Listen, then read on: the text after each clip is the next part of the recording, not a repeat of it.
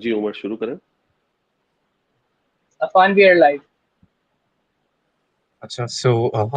Umar, if you would go ahead and start with the intro for YGA's Business Forum and a general introduction for YGA. All right, perfect. Assalamu alaikum, everyone. This is Umar Yar Khan. So I'll start with a basic introduction of YGA and YGA Business Forum. So Youth General Assembly is the first youth-led parliamentary initiative in Pakistan's history, playing an effective role in administrative, political, economic, and social processes while polishing the leadership skills of youth. So, Youth General Assembly plays its role by presenting proposals to the legislative institutions of Pakistan. In this respect, a shadow cabinet on the model of parliament has been formulated, utilizing the leadership skills of young individuals. The members of Assembly, by holding Assembly meetings on national interest, present alternative policy resolution, calling attention notice with their intellectual expertise which are presented to the concerned stakeholders. Youth General Assembly is taking measures to implement sustainable development goals, in particular goal number 16, which is peace, justice, and social institutions. On to improve future diplomatic structures. We invite the young emerging talent to come and be a part of Pakistan's largest future leaders network, Youth General Assembly Pakistan. Now, I would like to give a brief introduction of Youth General Assembly Business Forum. So, Youth General Assembly Business Forum is Pakistan's first youth-led business forum, and it aims to provide technical assistance and support to nascent business ventures in Pakistan. Thank you, Afam. Over to you. Assalamu alaikum, everyone. My name is Afan Malik. I'll be the host for today's webinar, and I welcome all of you to a very special uh, future 1 hour we're gonna have. It's about the future of telemarketing in Pakistan, and we have a very special guest with us. He's the project lead for CRM deployment. Not only a motivated achiever, a proven bottom line contributor, but also a visionary leader and highly capable change agent that has been an effective communicator for the last decade, I would assume. And he's the current senior manager, business operations at Tribe Consulting. So please welcome Mr. Mateen Mughal. Sir, if we could have a brief introduction of yours. Assalamu alaikum. Thank you very much, Afan, for such a lovely introduction. Uh, it's an honor. And thank you very much, Umar, for inviting me here today. It gives me great pleasure to be part of this tremendous forum, because I'm still young and I'm part of the youth, to be honest with you. Yes, So it's a great pleasure. It's a great pleasure to be here. Just a brief introduction. My name is Mateen Mughal. I'm currently working as a general manager, business operation here at Tribe Consulting. Um, I'm a computer science graduate from Ayuddin Islamic University. I did my graduation back in 2005. Um, and then after that, uh, I did a lot of IT and computer sciences courses, bit of HR also. I did specialization course from Zebis University for the HR, because HR at that time was a big thing. So, you being a young guy getting out of the university, you really want to do a lot of certifications and diplomas. So that was the time when people were doing a lot of diplomas. So I did the same thing. So I worked Mhm. in various BPOs before I joined OVX Technologies back in 2007. OVX was a big name, huge name at that time, especially in Islamabad. I was employee of their On Point division, which was actually an IT um, subsidiary of OVX. I worked there as a program and a software analyst, and then I joined Pakistan Telecommunication Private Limited, PTCL. I worked with PTCL for 11 years. Alhamdulillah, it had been a great experience, very learning experience. And then I resigned from PTCL back in 2019 February, completing my 11 years. I was the senior manager of the customer service and the contact centers of the North Zone. And then I joined this, extremely passionate team, Tribe Consulting, as senior manager back in 2019. Just to give you a brief idea about Tribe Consulting before we get into question answer session, so that people actually understand what am I doing, what my role is, and what this company is all about. Um, so this is a true BPO and a BPM. We do some serious business process outsourcing. We do the BPO through correct laws, rules, and regulations of procurement.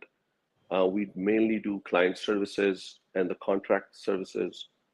So what we do is we go ahead through procurement process, do the RFP, get into the contract, and then our marketing and our procurement team, such a brilliant team that we have, they win the contract for us, and then we implement um, a contract-based client service. And it can be anything from HR to IT to customer services to telemarketing to software development. Um, and that is the reason why we are able to offer reliable and permanent employment.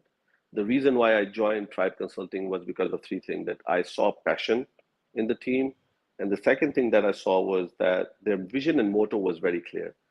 They were very clear from day one. When I met them during an interview, they told me that they will never do any uh, Sharia non-compliant, which you may call haram work, you know.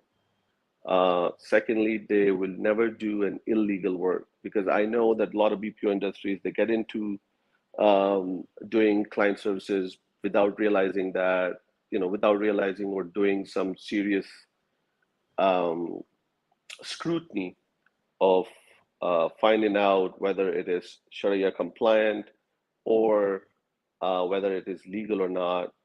So those were the two major things, apart from one, and that was the CEO, whose name is Madhud Aman. He's a great guy, very energetic, very competent. His vision was that he wants to bring business to Pakistan, and just for one reason, and that is to create more jobs, the jobs that the people can enjoy, work, and at the same time could learn and grow. So just a brief introduction about me and where I'm working right now. Well, that's amazing to hear, sir, and I do hope we have more stories on the way. I want to get into this by asking you how does, like, as you mentioned that you're a young gun coming out of the university, and how does one enter this industry of telemarketing back in 2000s? How did the journey begin for you? Right. So, hmm, I still remember it. It's so fresh in my mind as if it was just yesterday. I'm 39 years old right now. I graduated back in 2004 and 5. It was mid of 2004 and 5.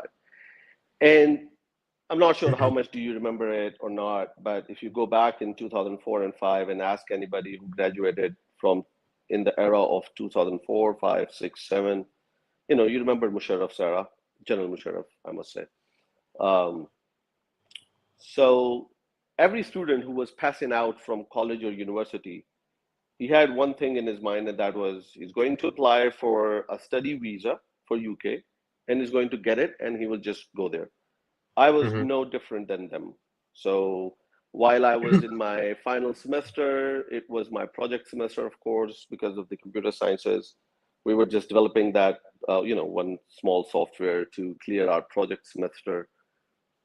Meanwhile, I knew that inshallah I will pass my degree, and I discussed with my friends and my father allowed it. So I started processing my documentation, went to Melody Food Street. There was a very famous consultant, the immigration consultant, to process my case, paid my fee so that he could prepare my documents for the study visa in UK. And there were two reasons why I was going for UK. A, that I will go there and study, and then I will also earn some good money and settle down in UK and get the career. You know, every young guy in Mhm. Pakistan was actually thinking the same thing.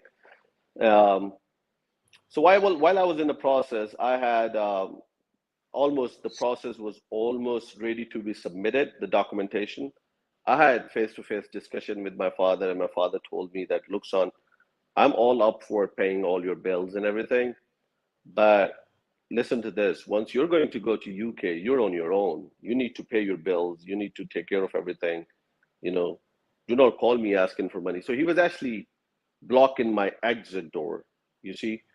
Mm. And I'll always be very thankful to Allah for giving me such a father who not only showed me some serious lessons in life, but also guided me that, hey, don't just count on me. You know, you're mashallah an adult now, you're going in abroad. So don't just consider that, okay, my father is going to send me pounds and I'm gonna just go there and party. Um, so I couldn't sleep that night. I kept on thinking that, okay, I'm a spoiled child. I'm a mama's boy. If I go to England, my father is actually expecting me that while I study in England, I also do jobs in KFC or McDonald's or as a security guard. Not saying that, I mean, I have huge respect for the people who are working in these sectors. You know, they're great people. They're playing their role in the economy. But it was just that I was not made for it. I was not built for it. I did my education because I always wanted to do a white collar job. So I decided, okay, I will not process my case for UK. I'll stay here and I'll leave it on Allah and see what plans does He have for me. And inshallah, He will have good plans for me. Um, and like I said, I was a mama's boy. It was already bothering me to stay away from my mom for such a long period. And my mom was also getting so emotional that, okay, mera putter jada England ja raha hai. You know what I mean? So, so I had Definitely. to stop it and stay here and not go to England.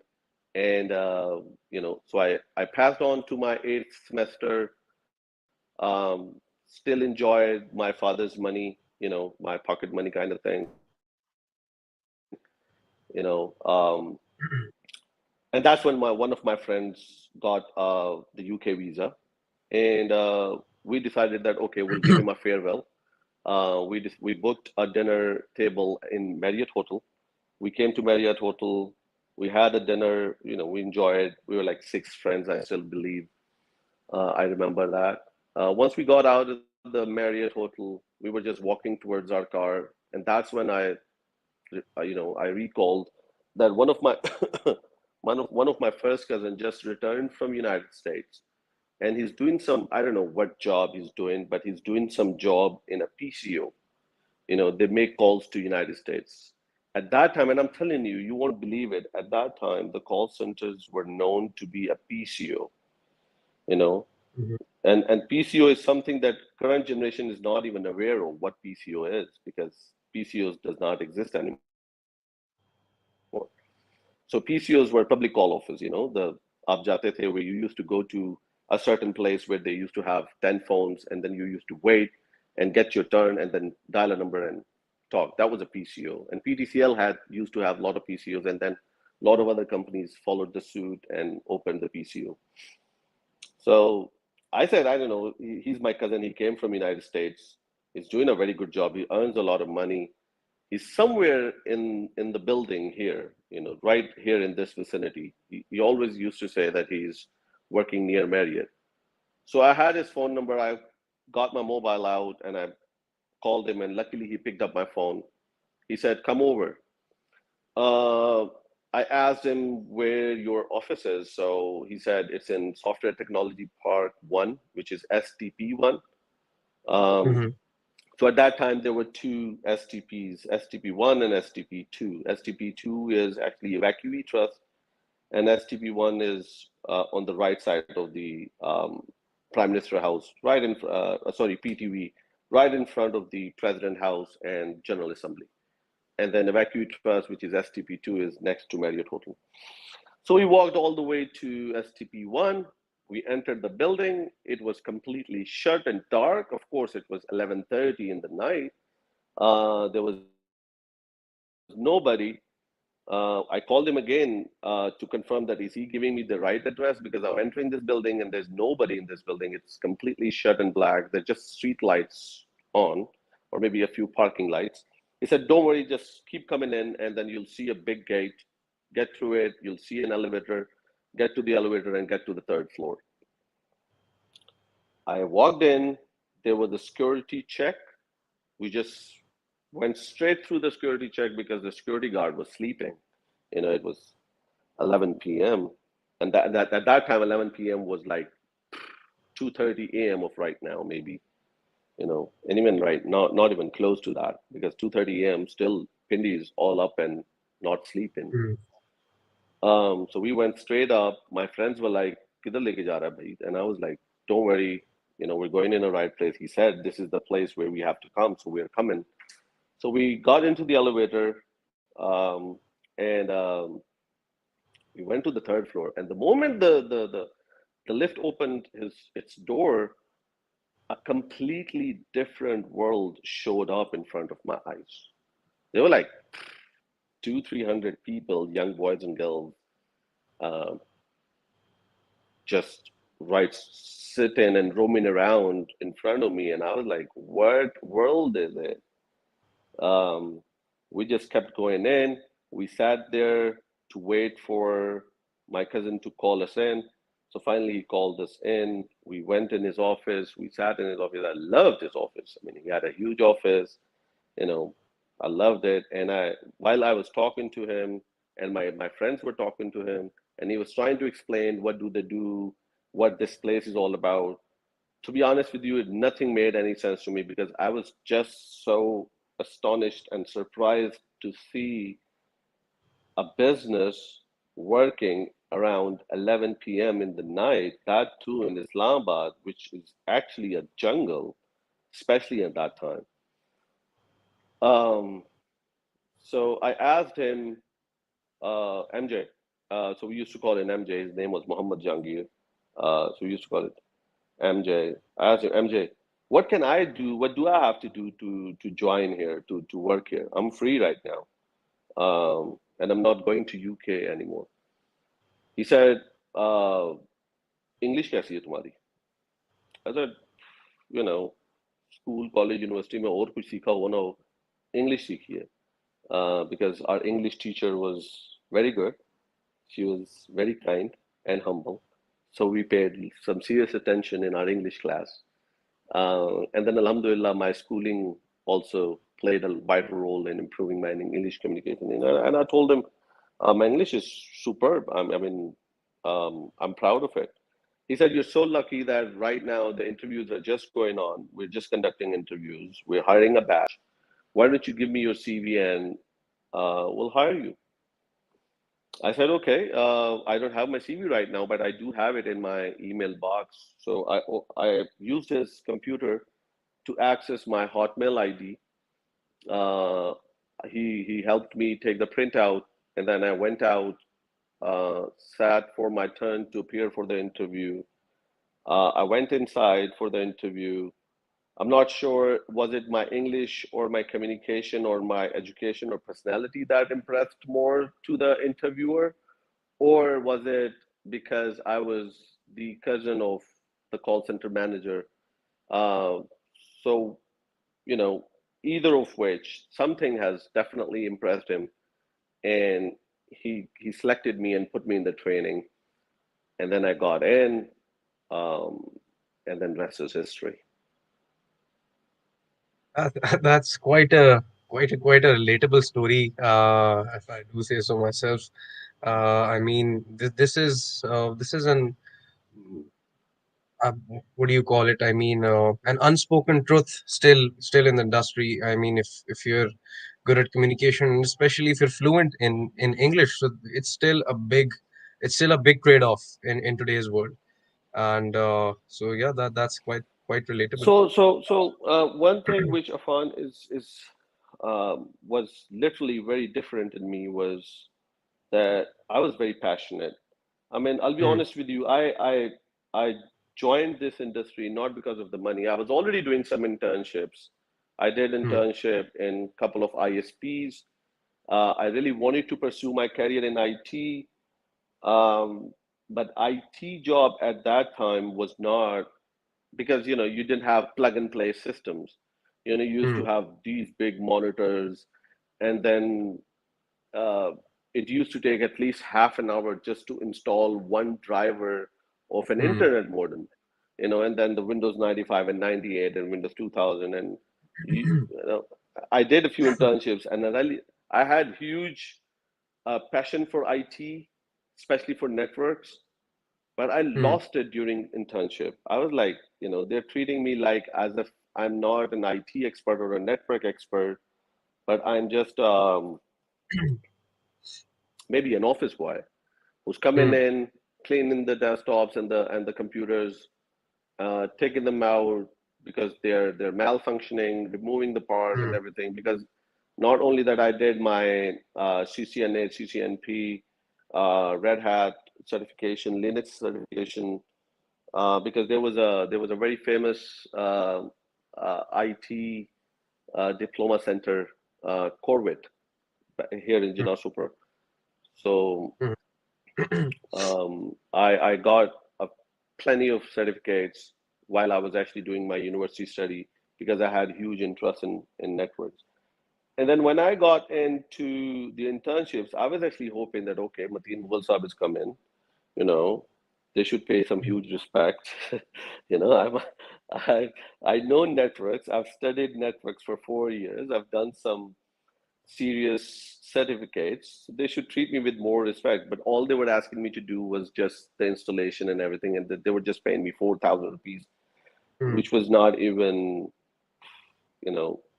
paying the bill of my CNG cars CNG at that time. I'm actually exaggerating, to be honest with you. I'm actually exaggerating. So the only thing that always kept me going was that I was always passionate. I always tried to find out why is he sitting there and I'm not sitting there? What did he do to get there, to be there? And what do I have to do to reach that place? So I always kept on observing, kept on following the footsteps. And Alhamdulillah, Allah has been very kind. Allah has been very, very merciful, um, because of my mom's prayer and my father's prayer, of course. Um, he's been very kind. I had great mentors, some great counselors, some wonderful bosses, some people around me, my co-workers, my colleagues, through which I kept on learning and improving and growing more and more and more. And then I did not get stuck to one place. I always kept on moving forward. I always wanted to make sure that my resume looks great. Um, I took my resume just like my passport, you see. I kept on improving it, kept learning, and then applying for various positions. And guess what? PTCL was a big name back in 2008. It Mm, was not a small name, it was a big name. I mm, applied in PTCL through brightspire.com, if you guys are aware of it. It was just mm, like rosie.pk. So mm, Brightspire and rosie.pk was actually a LinkedIn at that time. So I mm. applied in PTCL through brightspire.com, and I got interviewed and they selected me. You know. So moving on, more towards what and how this industry is currently going in Pakistan. So I would like to ask that, I mean, you've seen it all, and you obviously know it by heart by now. That what's if you could just explain that, how could this be made more effective in this country, and what could be the possible scope and future of this typical industry in Pakistan? So I'm an optimistic person, and the reason I'm optimistic is because Allah has given me everything. Alhamdulillah, great parents, great, wonderful wife, strong woman she is, beautiful children, great career, great people to work with. So why should I not be optimistic? This country has given me everything. I'm the one who never went out of this country to find, the risk and the job and everything. I stayed here, decided to stay here for my own reasons. For my own reasons, I wanted to stay back in this country and decided to take this risk, or you can call it risk, to see what Allah has plans for me in this country. I have always seen just positives and greats about this country in every industry. Of course, every country has problems. I worked with many nationalities, many races. Um, they always speak good about their countries, but they always also have some problems that they always have to mention. You may call it complaint. Same is the case with Pakistan. I mean, I believe we need to be a bit more thankful towards our country's situation and progress.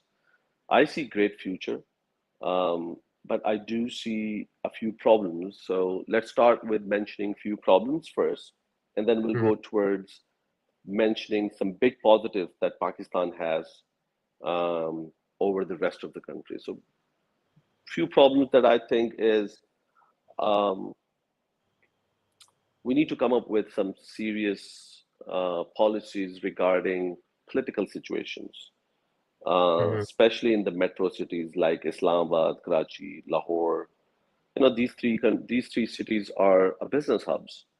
You can't Mhm. just jam these three cities sitting on the the entrance or the exits of these cities, especially in Islamabad. If you Islamabad Pindi is a very small city compared to Karachi and Lahore. Mhm. If you block Faizabad, you block the whole city. And then it gets too difficult for an employee to reach the office. And then, of course, if employee is not reaching the office, the business is suffering.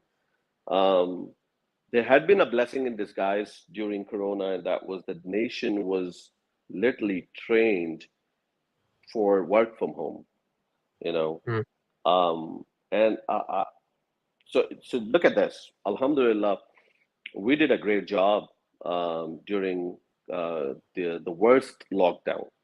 The nation did a great job from a CP installer. We call it, so in PTCL, we used to call it CP installer or a lineman or a technician. And I even actually posted a small brief blog on my Facebook that, I agree that the whole nation is thanking the doctors and the armed forces and the law enforcement agencies and the police officers. We must thank them. They're doing a great job. They're standing on the line of fire actually to serve this nation.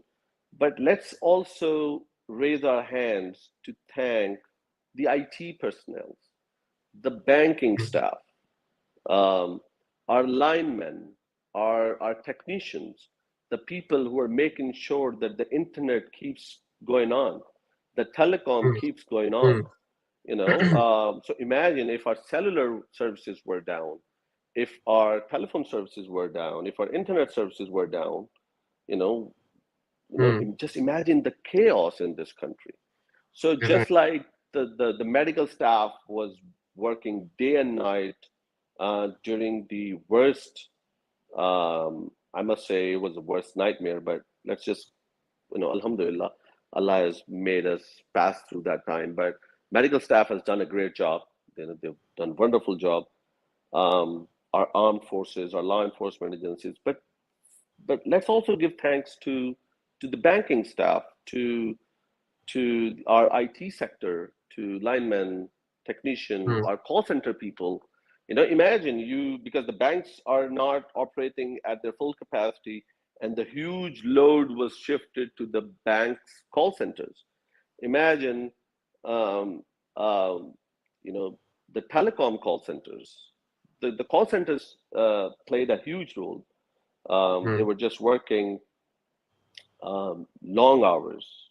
Some were working from home, some were working from office. It was They did a great job. So that's a big positive. But also, our political rallies, they really make things very difficult. They make the life of a professional, a job holder, very difficult, because and then it also creates a very bad impression in front of our clients, because our services get compromised. Because you see, Alhamdulillah, Allah has been very kind that a peace is back in our region, in our country, Alhamdulillah. Our armed forces and even this whole nation has done a great job to bring the prosperity and the peace back in this country, Alhamdulillah. But we just need to find out uh, some sense for political rallies also. I mean, nobody should be allowed to just block the roads, and then the government should also be little considerate about putting containers and blocking the roads and applying the roadblocks. Um, it's like it's like the government takes more pressure than the opposition actually puts pressure, and mm, and then all of a sudden the whole city is choked, and then we just can't get anywhere. So we need to mm, that the problem number one is that we need to find out some sense about the businesses that are going on. Look at Karachi. Shara Faisal is a hub mm, of Pakistan. It's a big hub. Alhamdulillah, the strikes era is over.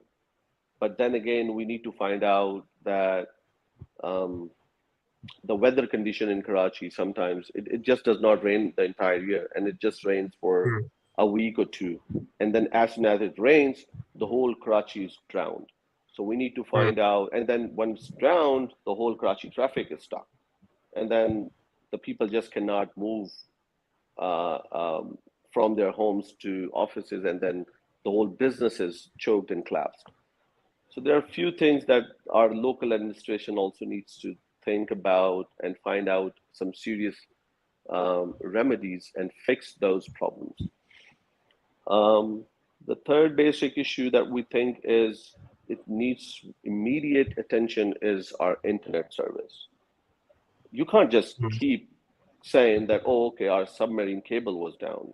You know, clients don't understand these things.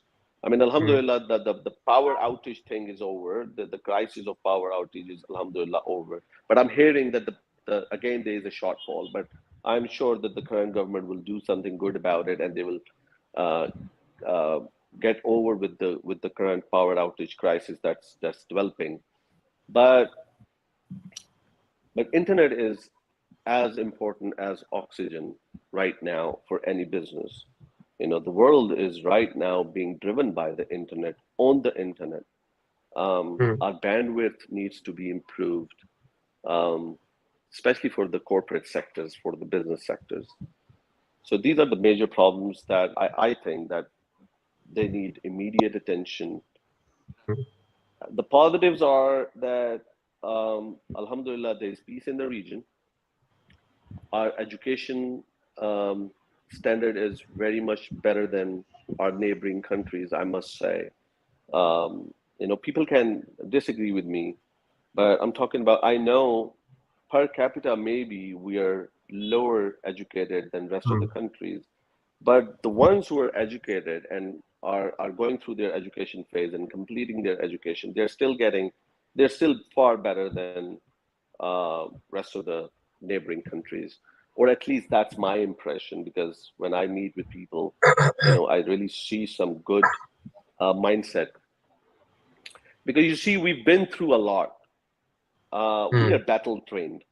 We've seen worst, and maybe those worst dark times uplifted us, and maybe made us more mature towards our thinking through critical analysis, seeing things through some with a critical eye, and that may have made us more mature.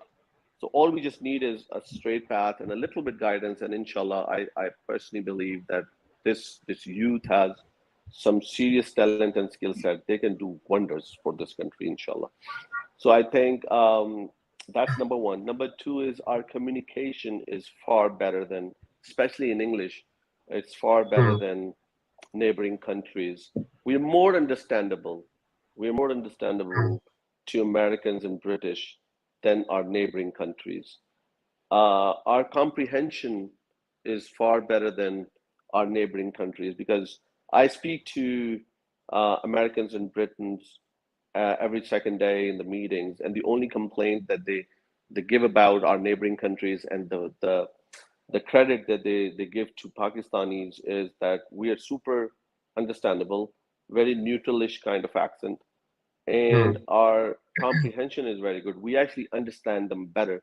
Let me give you an example. So during the Corona days, we had a client which had only 5 or 6 employees with us. It Hmm. was a SaaS-based company. It was a SaaS software, big software, and they had a team of around 50 to 60 people in our neighboring country, and they were working with them for over 2 years. During Corona, the neighboring countries, I really don't want to name and hurt anybody's feeling here because I know that this is social media and all that, but I normally don't speak about others. I always consider speaking about ourselves. Um, so we were in this meeting. It was just a regular meeting to find out how things are going and blah blah blah. Right at the end of the meeting, we just like it's a client meeting, so it's always an opportunity to just throw a sales touch in the meeting and see if the client is ready to grow and give you more business. So we just discussed about it, and he opened up. They were like, they're not happy. The work from home is just not working. There's so much uh, things going on. And then the most important thing that he discussed was that it takes them a lot of time to make them understand, and so that they can develop an understanding and then go and develop that particular feature in the system or the software. And then I told him that, why don't you try us? Why don't you try Pakistan? And he was actually literally took a step back and he was shocked that he said, okay, can you guys hire some senior engineers, software engineers, and senior QA people and all that? And I was like, yeah, why not? What do you think of Pakistan? We've been working with you for over 2 years. We have 4 or 5 employees with you. Are they not working good? You're not happy? And he said, we were very happy. So we tested and tried it, but I told him that we are actually not only a bit more expensive, we are expensive than our neighboring country. And the reason is the job that they do in 4 hours, we will do it in 1 hour, and that too with quality, because you're just saying that it actually takes you 2 hours to make them understand what you want them to do. So we'll cut down your load and we'll show more effectiveness. Um, and he agreed to give a trial. So he gave us an approval to hire 4 senior developers. We did that. It went great. He loved it, and now we have his whole business. Um, Sorry to interrupt you so here, sir. Sorry to interrupt you sure. here. We have Fatma with us, who is the co-founder and director of Youth General Assembly Business Forum. Over to you, Assalamu Fatma. alaikum, Fatma. Assalamu alaikum, Mr. Mateen, and assalamu alaikum, everyone else. So I was a little bit late, but I entered. So again, assalamu alaikum, everyone. So I was listening to your story. It was pretty much impressive. It was very full of exposure as well. The one question that I was continuously thinking about while you were talking was that, according to my research, according to what I know about telemarketing, I believe that it's slowly declining, the need of telemarketing, and thus that's why that was the core reason of this webinar, because we've been seeing that we've seen some research papers and stuff about how telemarketing might be dying soon. So what are your views on that? Because marketing has been taken over by IT on a very big scale. When you talk about computer science, data science, and many other ways that marketing is taking place in like all over the world, where does telemarketing stand in like the coming years? If I say 5 to 10 years, where do you see telemarketing at a global level, not just Pakistan but at a global level? So if you could, tell us a bit about that, some insights from your experience. Sure. Um, I really don't agree that it's dying. It's just changing. It's actually renovating itself and it's shaping itself in different forms. Um, but let me actually take your opinion, because part of me actually agrees with that also, that yes, it is declining. And the reason it's declining is because we're not taking care of the telemarketer. We we're not or as we may call it, a customer service agent. You see, let's little bit broaden this concept of telemarketing. Telemarketer is actually a call center agent who does the customer services, sales, marketing, speaks and interacts with the customers, through the phone, right, or through chat or emails and whatnot. Um, you must have heard about this शेर एक शेर है गालिब का. Mirza Zoq was hired as appointed as um, the Shahi Shire by Bahadur Shah Zafar. Yeah. And once he was passing through his palanquin, palki, and Ghalib saw him. So Ghalib said, "Hua hai Shah ka masahib, phire hai itrata," and he took an offense of it. So, and the reason why I'm reciting this share is because we were kids when we were being told that customer is king. You see. So, and then Ghalib's share actually tells us that okay, जो बादशाह का मसाहिब होता है, the companion, the servant, the minister, he also holds some serious respect and protocol in the society, right? So if we are to be told that customer is king, imagine what kind of servants, ministers, um, companions, or officers are we hiring to serve the king, which is customer. So take an example, you go to Marriott Hotel or Serena Hotel, the waiters there, they treat you with utmost respect. Actually कुछ बार तो ऐसा लगता है कि इतनी इज्जत कर रहे हैं, इतनी तो हमें घर पे नहीं मिलती. ठीक है, जितनी इज्जत आपको मैरियट और सीना होटल में मिल जाती है. So you actually get so confused that why are they respecting me so much, you know. The reason why they respect you so much, they actually treat customers as kings, and then they are trained that in a way that the customers are kings, and then they are also paid accordingly. They are being taken care of by their employer accordingly, so that they should be up to the mark and the level to serve the king. Imagine customer is a king, right? Again, taking you back to the concept that the customer is king. So let's just first agree that whether or not customer is king, if he is king, we have to hire people to serve the king uh, with better perks and privileges. So more we give out to them, the more the people who are joining this industry, the BPO, the customer services, the call centers, the telemarketing, the more they will take it as a career job, the more time they will put in, and then the more efforts and energy that they will put into the industry and to show some better results, right?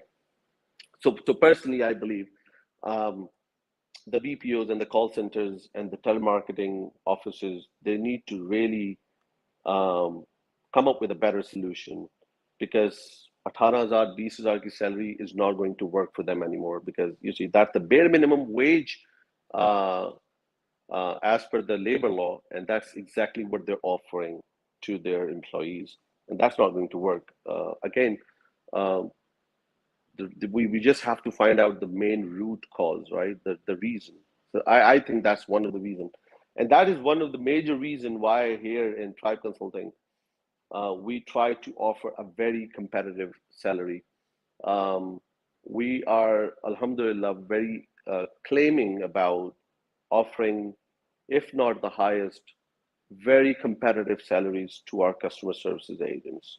And then along with the perks and the benefits and everything. And I know that there are other few BPOs out there which are doing it. Um, but the most important thing that an employee wants from his company or his employer is the sustainability and the reliability of the job. If not some higher amount of money, but at least he wants some sustainable, reliable job and a respectable job. Again, coming back to the point that it has to be Islamically, religiously allowed and halal and Sharia compliant and legal, not doing all those scams and everything and then selling out some, uh, I don't know, whatever you want to call it. So that's number one. We need to give some respect, reliability, sustainability, and better perks and compensation in terms of salaries to the employees so that they can actually work in the telemarketing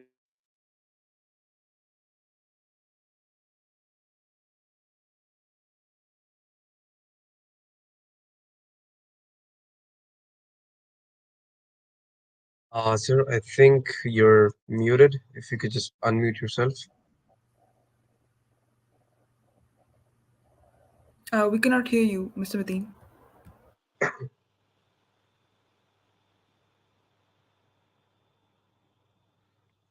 Sir, are we audible?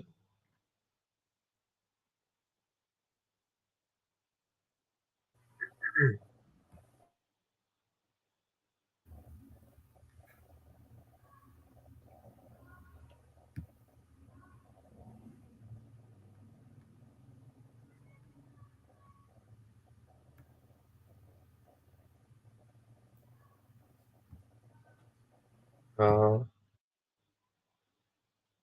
Maybe we can ask Umar to reach out to him or something like that.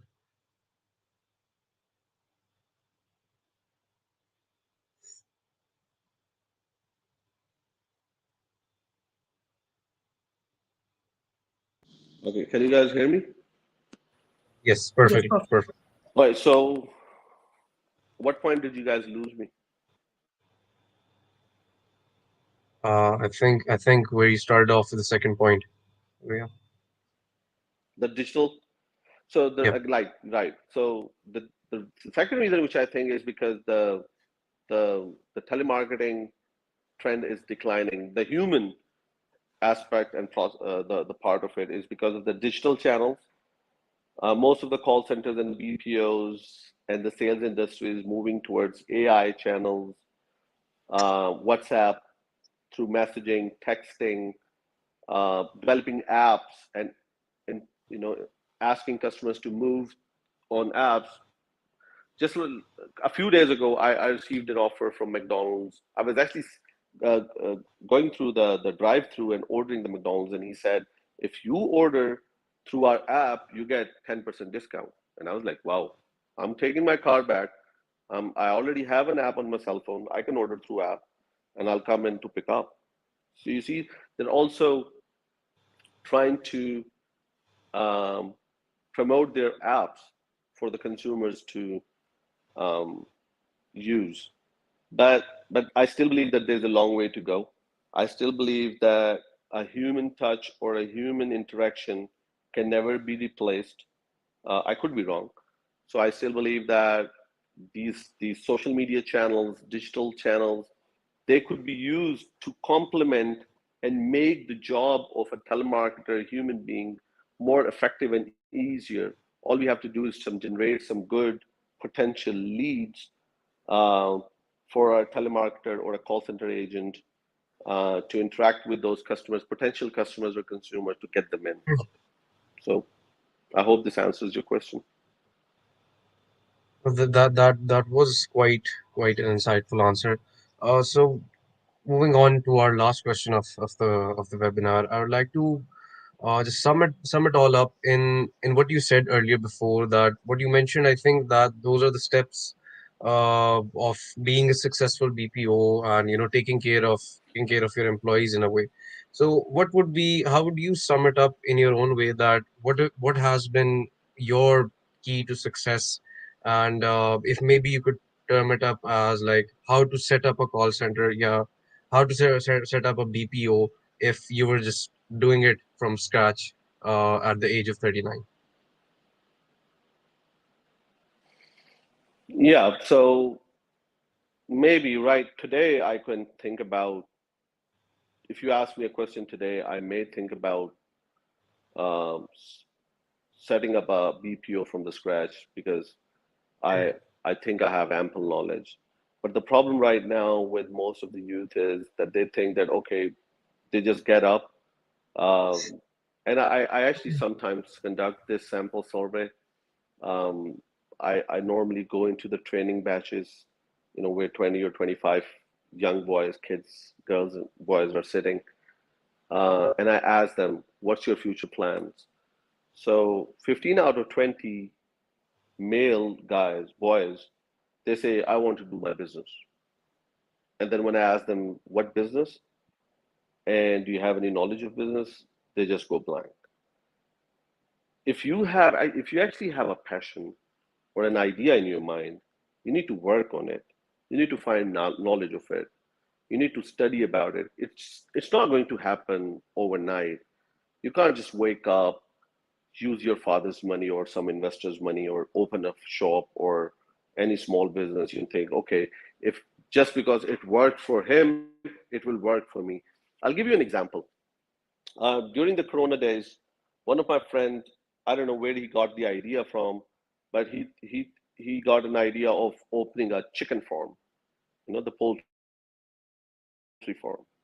He was like, Mughal, I'm opening this poultry farm. I got the land, I've learned a lot. I sat with a few friends, I have enough knowledge. I'm going to invest all my money and I'm going to go all in. I tried to put some sense in him, but he was like, no. And honestly speaking, his paperwork looked good. It really looked good. And I was like, okay, bro, go ahead. And guess what happened? 3 months, all the chicks died. You see, he must have done something wrong, or he must have not done something right in terms of research. I'm not trying to take it away from the people who want to do business. No, I'm not saying that. All I'm saying is, if you think you want to do your own business, get into that business first. Understand the norms, the risks, the the ups and downs. Get the complete knowledge, and then sure, go ahead and do it. Um, Allah will always help you. And then success, I take success a little differently. Success is, it's not like an iPhone, you know. So you work hard, get some money, and then go and buy an iPhone. That's not what the success mechanism is. Success is an ongoing process. You keep working hard, you keep striving for something to achieve it. I think the sense of achievement should be called success. And the sense of achievement could be anything.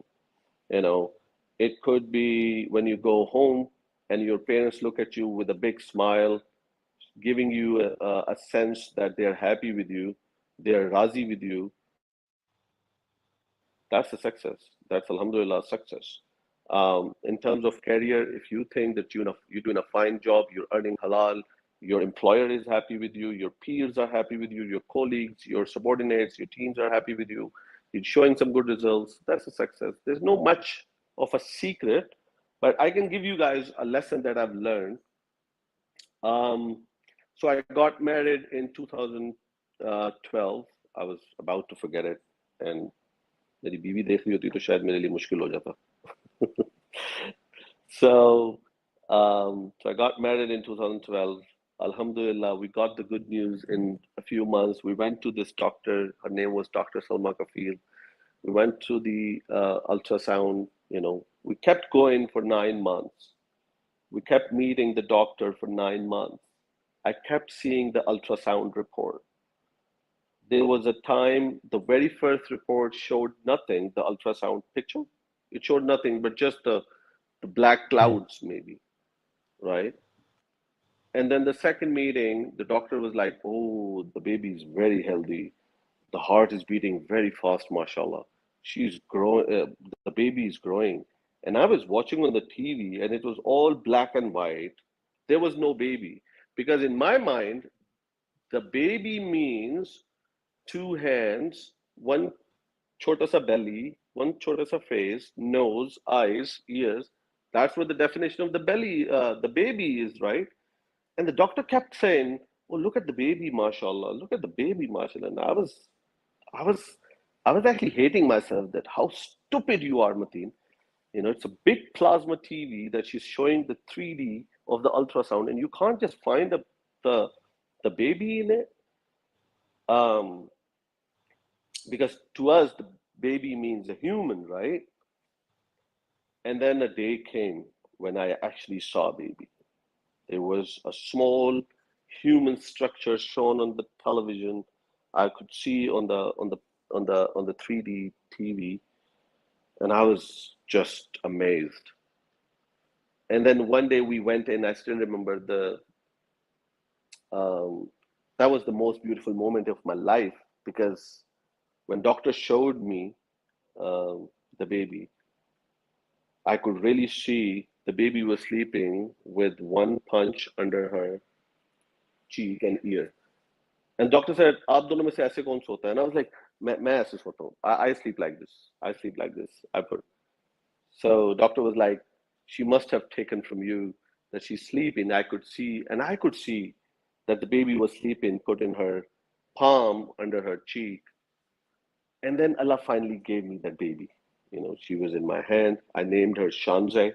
She's my daughter. And then I saw her growing. She's now, mashallah, 9 years old. 2 months ago, she completed her Quran Park. She taught me a lesson of life. You know, that's the lesson of life. Um, we all are running after growth. Growth is always going to come to you. See, the physical growth phenomena. The physical growth phenomena is अल्लाह ताला कुरान में कहता है ना कि हम जान डालते हैं, हम रूह डालते हैं और हम बड़ा कर देते हैं. So it was just a dot in the very first picture, what the doctor was calling baby. And then now she's mashallah 9 years old. She gets somewhere here, मेरी chest तक आती है mashallah when she stands. And I could see growing. Growth cannot be achieved overnight. It's a non-stop continuous process. How? So let me ask you this question, and I ask this question to most of the people when I talk to them. What is life? And when I ask them what is life, they say life is struggle, life is love, life is blah blah blah. Because you see the Indian movies and the Ghalib, they've taken over our mind because we only see the philosophical side of things. We never see the scientific side of things. The scientific definition of life is growth. You know, look at plants. If they don't grow, they're not alive. You know, if they don't change, they're not alive. So life is growth. And then what is growth? Growth is change. You see a small dot, a small tiny little dot, and then a 39 years old guy sitting in front of you. That's change. Continuous change process happening. Lots of biological, physical processes happening. How are they happening? Because my parents fed me good. They gave me good milk, apples, milkshakes, bananas, ghost, olives, meat, mutton, calciums, vitamins, everything, right? And that's how I kept growing. Same is the case with, there has to be something with the mind and the brain also. If we have to grow our mental level, our intellectual level, we have to feed this thing too. How can we feed it? We have to feed it through knowledge, through constant research, through constant learning. You know, it doesn't matter you just graduated from your university and you can just say, okay, now I'm out of the university. I'll just go into some office and then they will hire me at 5 lakh rupees job as their some management position and I'll start working. That's not going to happen. That is not going to happen. You can join a job, you do a job good, you do your hard work, but also learn how to do smart work. Keep learning about your industry, your job, and then also keep learning. Wahi same question that I keep used to ask me when I was young, and that was, What did he do to be there so that I can do the same thing to be there? So you need to find out the answers to questions. So just to summarize, ask yourselves questions, find out the answers to those questions, learn those answers, improve your knowledge, improve your research so that you can grow, not only physically, biologically, but also mentally and professionally. That was quite the journey you took us on today, and I'm sure that all of our viewers were greatly inspired by your journey yourself and the way I think you gave hope that the country needs, and I think basically the hope that the youth needs. So it was an amazing session. I surely enjoyed it. I think Fatma did too, and most of our viewers did too. So we love we're honored to host you, sir. If you're looking in the future to host you again, inshallah, and to take your word on the future of telemarketing, inshallah. Alhamdulillah. I thoroughly enjoyed it. Like I said in the beginning, it's a pleasure. It's a great pleasure to be here with you guys. Anything for youth, anything for my country. You know, we need to Definitely. respect each other. We need to take care of each other. We need to take care of this country.